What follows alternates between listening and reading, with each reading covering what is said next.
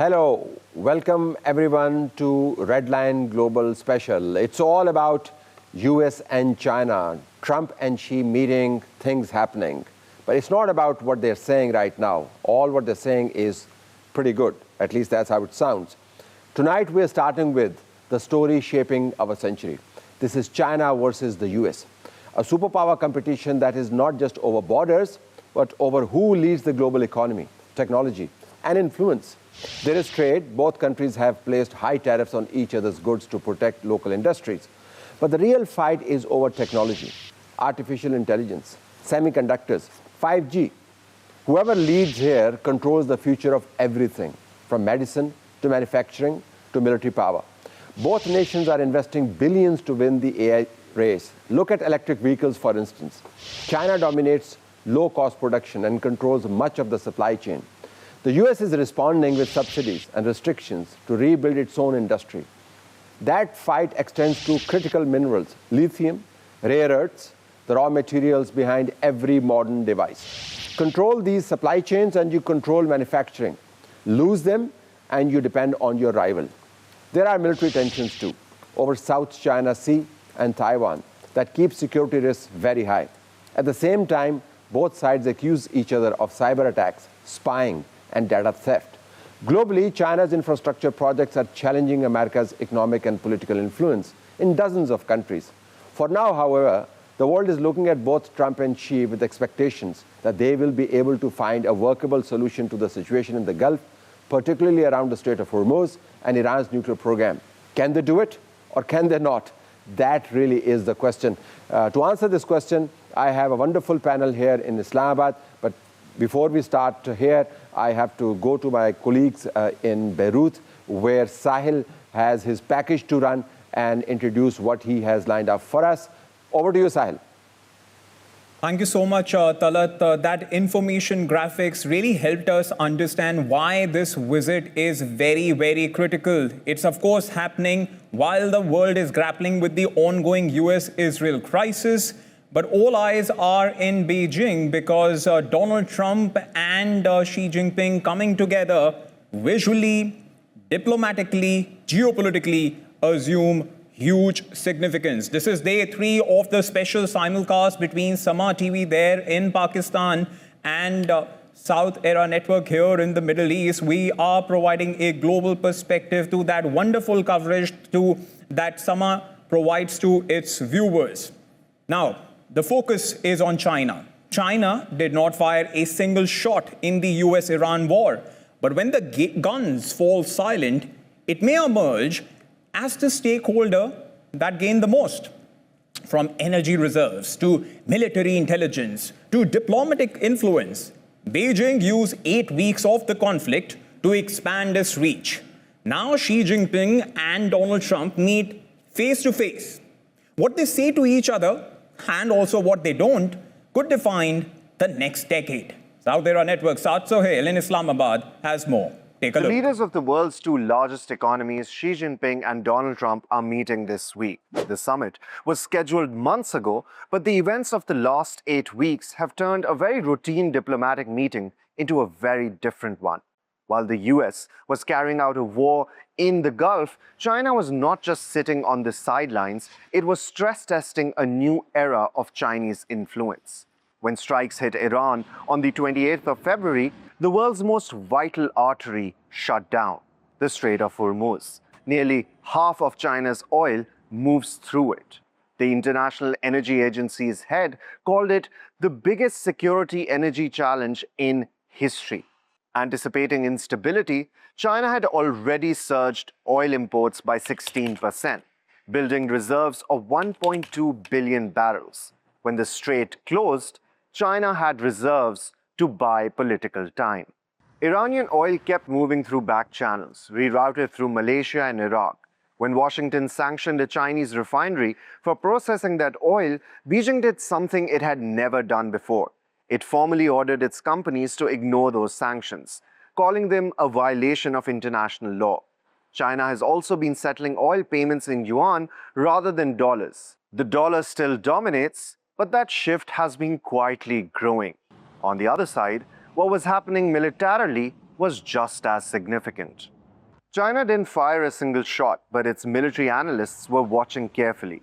Iran, using basic drones and low-cost missiles, kept the world's most powerful navy largely outside the Persian Gulf for weeks. China studied how a smaller power used geography and cheap weapons to impose enormous costs on a superpower. The US accused China of being more involved than it let on, sanctioning 3 Chinese firms for allegedly providing Iran with targeted satellite intelligence, a claim China flatly denies. With American carriers redeployed to the Gulf, US military activity in the South China Sea plummeted by 30%. That stretch of water where both powers have been locked in a long-running competition for influence.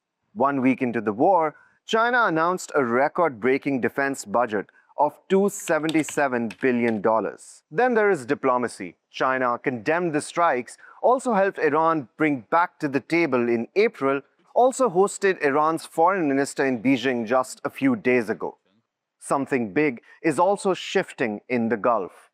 Saudi Arabia, UAE, and Qatar all absorbed Iranian strikes during this war, finding a security model built around American protection tested like never before.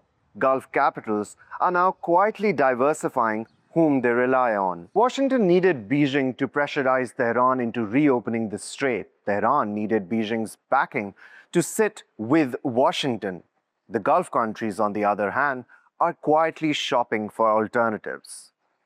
When Xi Jinping and Donald Trump sit in that meeting on the 14th of May, trade and tariffs won't be the only thing they'd be talking about. They'd be sitting at a time when the balance of power in the world has fundamentally shifted. Now, the digital audience of South Era Network, especially the Gen Z, keep talking about how everything is so toxic and loyalty has gone for a toss. And clearly in international relations, we are seeing a similar pattern. Talat, back to you. You were telling me the other day that you hold a degree in international relations. So viewers of South Era Network, I'll urge them to listen to this debate very, very carefully as Talat now discusses the significance of Donald Trump's visit to Beijing with his panel of guests. Over to you, Talat. Thank you very much, Sahil. A great report. Let me start with cheers. In Beijing, Trump is raising a glass to Xi and Xi is raising a glass to Trump. It sounds really great, but is it that great? I have panelists who are lined up, people with great insights, and they will be able to answer some of these questions. Zoon Ahmed Khan, research fellow at the Center for China and Globalization. Thank you very much for being with us. We have Raj Baker, Executive Director, Stratfor, Center for Global Applied Geopolitics. Thank you very much, Raj, for being with us. And Energy, political commentator and host of CGT and radio. Let me start with you, Anna, if I could ask you this. When they raise the glass to each other, it sounds so great, great pictures, but is everything really worth raising a glass to? Is everything okay, kosher? Are they not competitors? Are they not fighting? Is the world not, really a bad place as far as consumers are concerned? How does this picture of, cheering correspond to ground reality in the world today? Go ahead. Hi. First of all, thank you so much for having me. And I think for this question, from the Chinese perspective, what we are seeing is both sides are trying to define a new framework for China-U.S. relations. Because during the meeting, President Xi Jinping put forward a vision of what is called constructive strategic stability, a way of managing competition and preventing conflict through more structured and predictable engagement. I think the idea resets on 4 pillars. One is making cooperation the mainstay and keeping competition within clear and manageable boundaries, and also properly handling differences. And also the last one is building a more stable and predictable relationship over the medium to long term.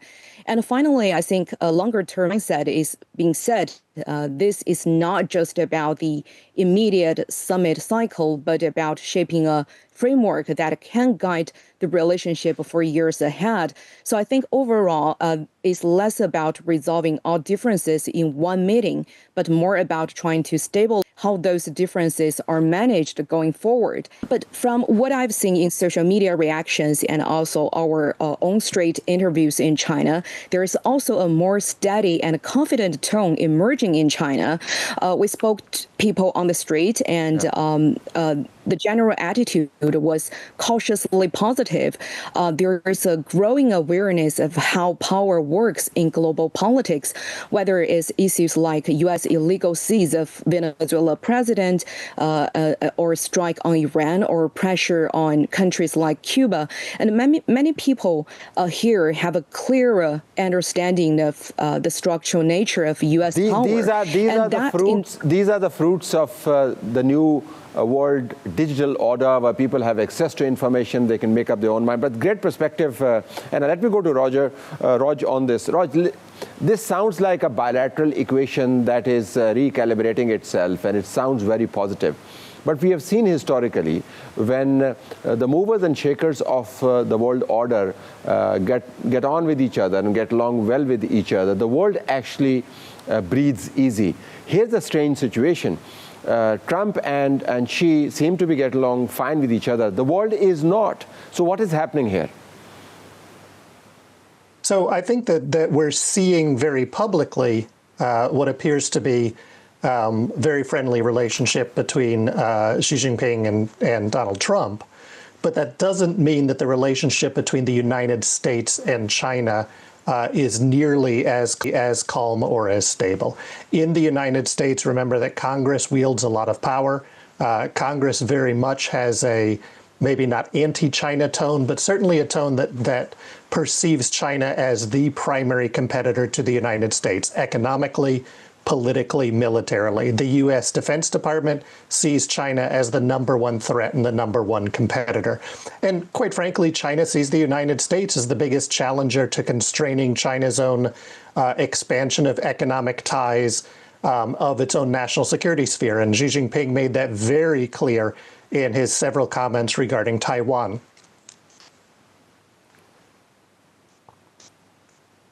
Zoon, let me bring you in on this point.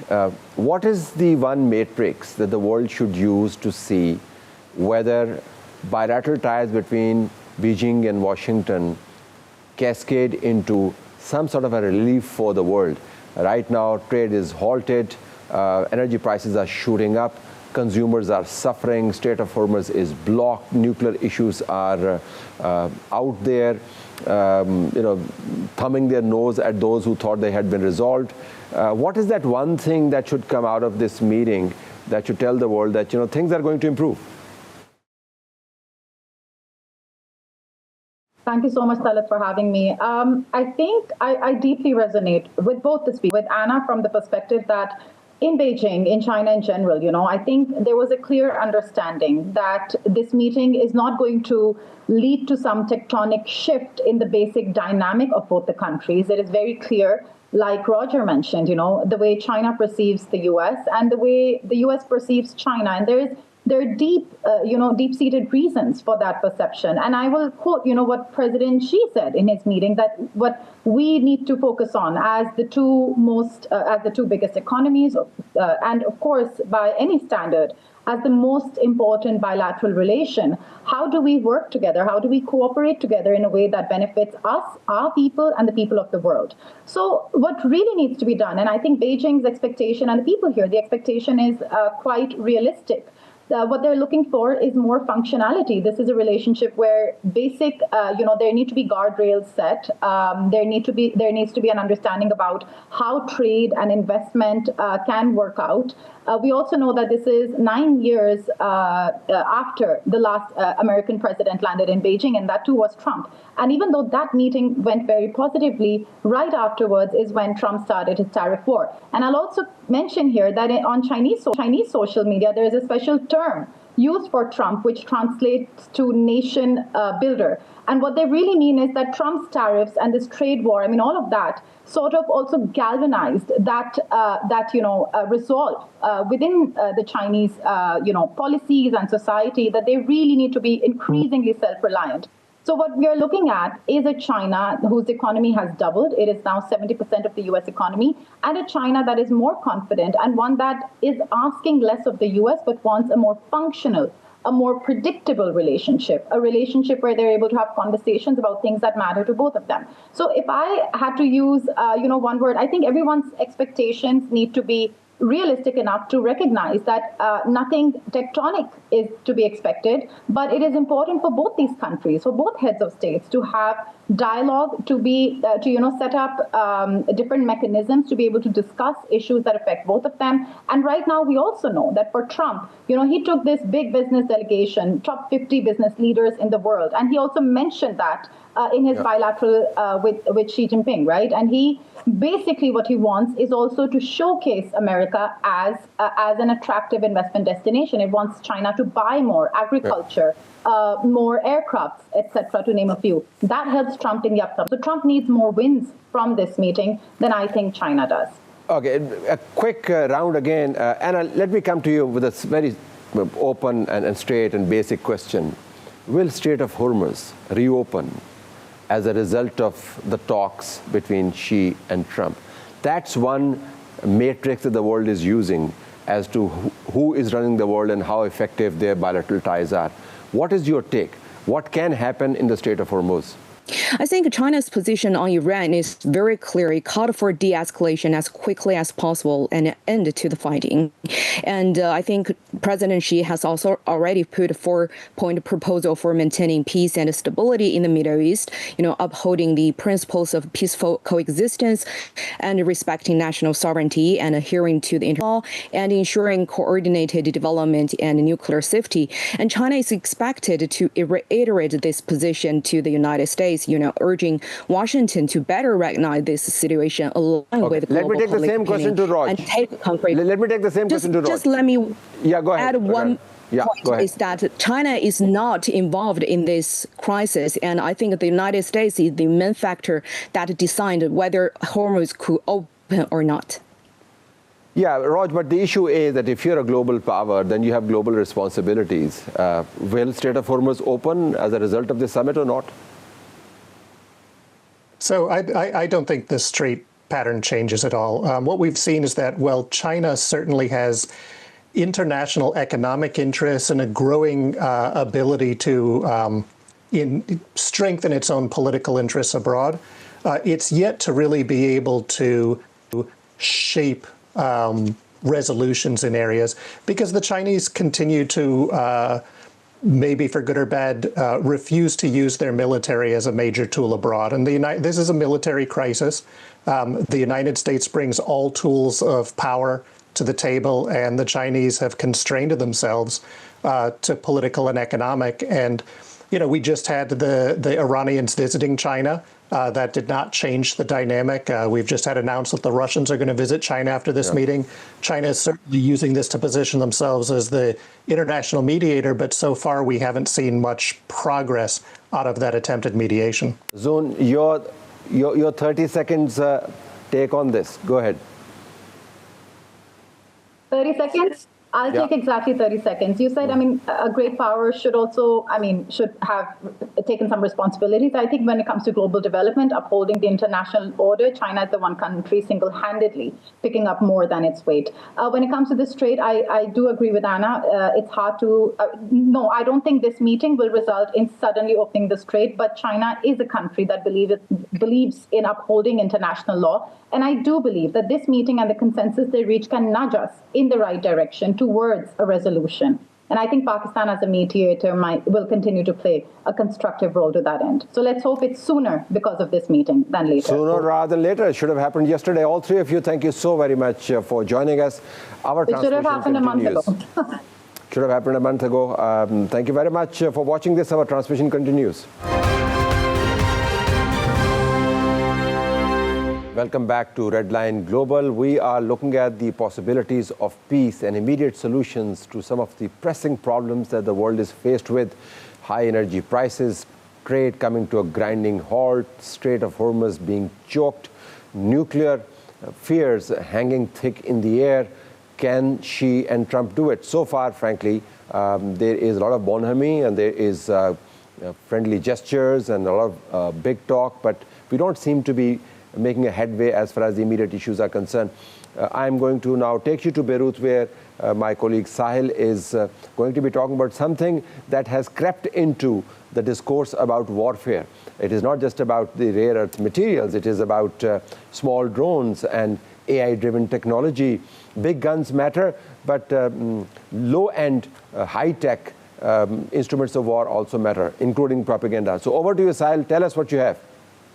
Thank you so much, Talat. You're right. Propaganda, information warfare. The other day we were discussing what it means to have information warfare in the midst of a conflict. And Talat, while you took that short break, I was looking at my Instagram and looking at some of these videos for the ongoing conflict, and I didn't know whether they are real or fake. That's where we are here in 2026. And why just me? If you were watching the US-Iran war unfold on your phone, on your laptop, on your iPad, you were not just watching the conflict. You were watching a parallel war being fought for your perception of it. AI-gen videos flooded social media within hours of every strike. Some were indistinguishable from real footage. Explosions that never happened, casualties that never existed, victories claimed by both sides simultaneously. For the first time in a major conflict, the line between what happened and what was made to look like it happened virtually disappeared. Take a look at this presentation by my colleague, Muna Khan.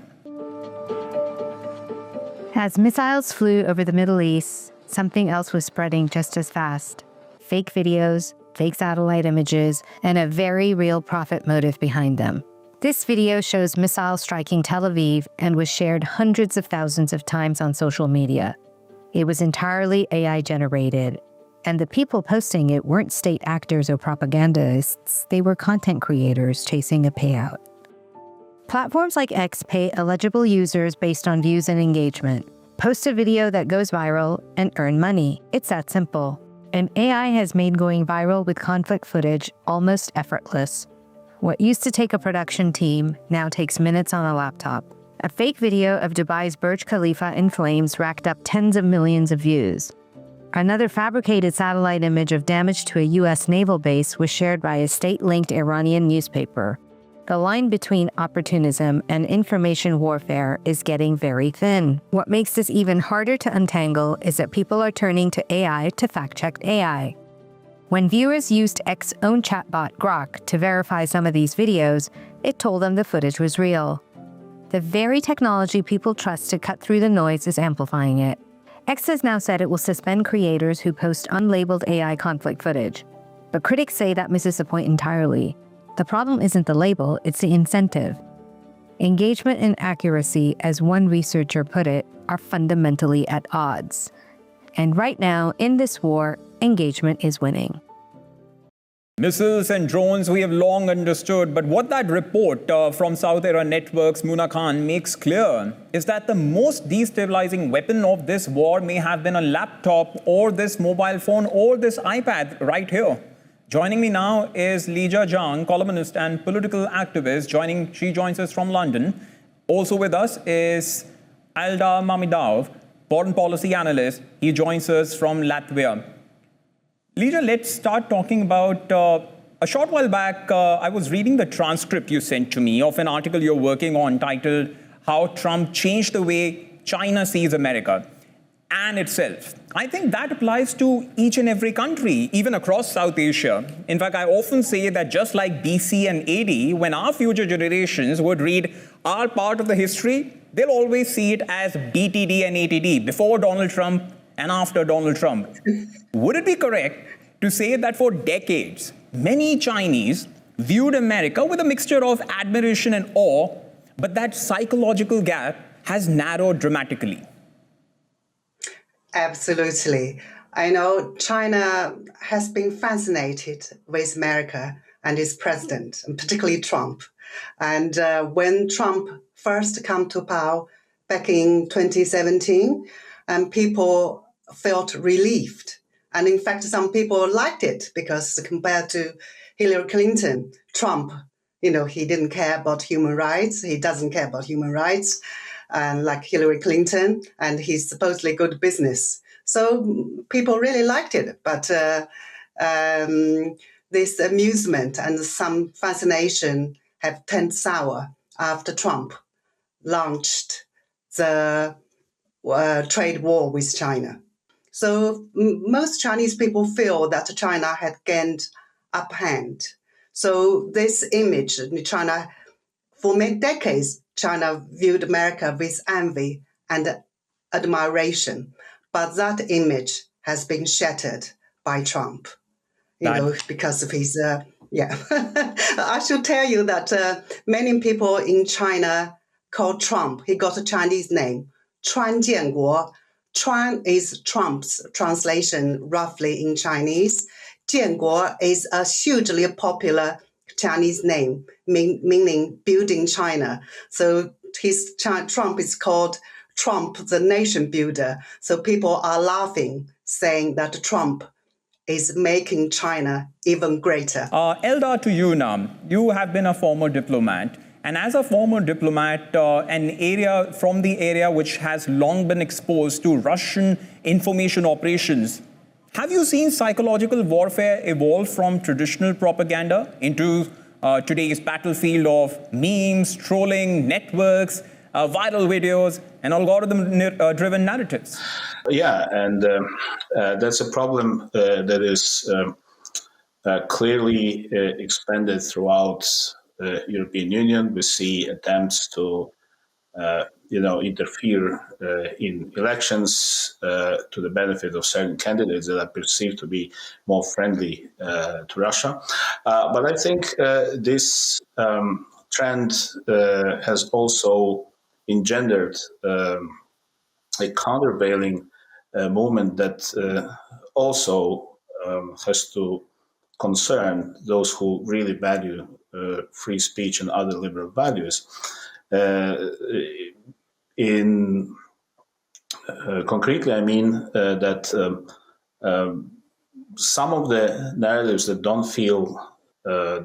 fit in the political preferences of the ruling elites in most EU countries, which are, let's say, broadly on the liberal, centrist liberal spectrum, they are immediately labeled as Russian operation, propaganda influence operation. And there's even a new term that has been circulating lately, cognitive warfare, which is conveniently vague and unfalsifiable and could mean everything and nothing at the same time. So I think there's a very fine line to be respected between the absolutely legitimate and necessary urge to fight disinformation, fake news, and all sorts of illegitimate interference.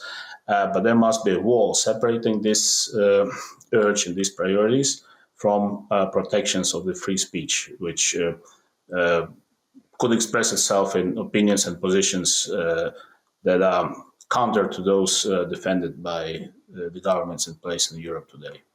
And it's interesting that you spoke about cognitive warfare, because that's really about how to manipulate the decision-making of policymakers, of governments, and also when it comes to manipulating the common men and women. And I have been doing fact-checking since 2016. It used to be so easy, say in 2020, to distinguish between what was fake and real. We had physical cues. We used to observe how one would blink or how hands would flow from one place to another. But now it's so difficult.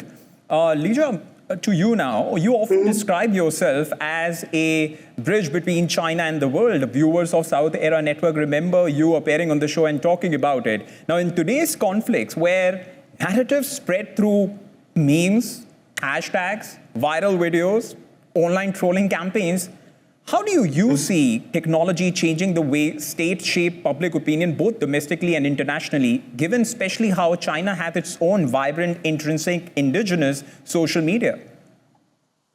Indeed, China has its own specific situation. So the flow of information is very much controlled. So the government tolerates some, less, they also manipulate people. I mentioned that Trump has made Chinese people more confident. He fueled nationalism, made China more confident. That confidence also partly thanks to the propaganda. For example, in the social media, there's a hot term called kill line, 斩杀线. It's kind of basically a fatal threshold. The government frequently feeds people information and image, talking about how so many ordinary American people are struggling and, people suffering from extreme poverty, violence, and also, terrible drug abuse. Often see image of people, people lying dead or half dead in the street. So the government Chinese government is very, very good in using propaganda, manipulate people's impression. Interesting. We have exactly about 4 minutes left for this discussion, so I'll ask a question to you, Elda, and then possibly try to get some final comments from you, Lija. Elda, I really want to address this misconception that new technology in modern conflict is all about songs, messages, memes, trolling, hashtags, and viral content. Sure, they are part tools of psychological warfare, but technology also means drones, swarm attacks, cyber operations, speedboats, low-cost weapons compared to traditional nuclear and high-end military systems. Has this changed the rules altogether? Because earlier countries used to negotiate and then they used to fail and then used to fight. But now they first attack, then comes a counter-attack very quickly, like we have seen in the ongoing conflict, and then the parties come to the table for talks. Well, I think what we are seeing, I think you mean the war in Iran. What we're seeing is that both sides are trying to establish their leverage. What we're seeing is bargaining for leverage. And obviously, the United States is a superpower. It has overwhelming air superiority and generally uncontested military superiority over Iran. But at the same time, Iran has a formidable arsenal of drones, of missiles, of speedboats, and it is deploying it effectively because Iranians have been preparing for this moment for decades. And clearly, now that they perceive that the war is existential for them, they are just using all the tools, the asymmetric tools that they have at their disposals. And it's not just drones and missiles and speedboats, it's also, let's not forget, their allies and proxies in the region. So, yes, and I think that what really is decisive here is the asymmetry of stakes. Frankly, for the United States, the war in Iran, like any war in the Middle East, has no existential stakes. For Iran, there are existential stakes. The regime, the government feels that they have nothing to lose. So therefore, they're using all the means at their disposal. They have shown over the years, over the decades, that they're very resourceful. They are acutely aware of their conventional inferiority, but they are very resourceful in terms of leveling the field by developing those asymmetric means. And it could be said that so far they have been reasonably successful. The regime is still there. The United States and Israel have not achieved any of their stated goals. And that also explains why Iran's position at the negotiation table is so self-confident. They're not going to make concessions on their red lines unless they receive reciprocal concessions from the United States, such as guarantees that no war is coming again and sanctions relief, basically. Thank you so much, Elda, and also Lija, for helping us make better sense of this story. We'll leave it there for now. Talat, it seems from this panel discussion, it's clear that the psychological warfare and rules of the war have changed. Last year, I was working for the University of Missouri. We were trying to build an AI tool that distinguishes between deep fakes and the real ones.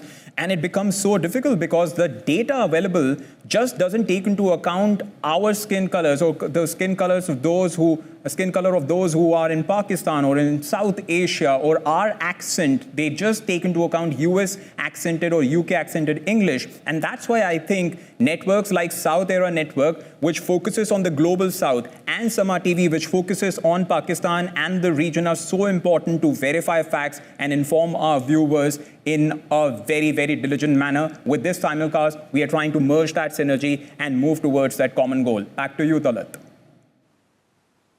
Thank you so very much. I couldn't agree more with you. I think the game is old. The tools have changed. It's Goebbelian to begin with, but at a much larger scale. And you talked about technology being used by snipers, as I call them, who sit at a distant, unknown, and hit you with fake news.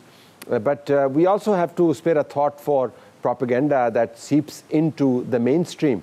I was looking at the CBS news regarding some Iranian planes that have been sitting in Pakistan away from American gaze. And the story actually made it to a congressional committee hearing, and Pete Hegseth was asked questions regarding that.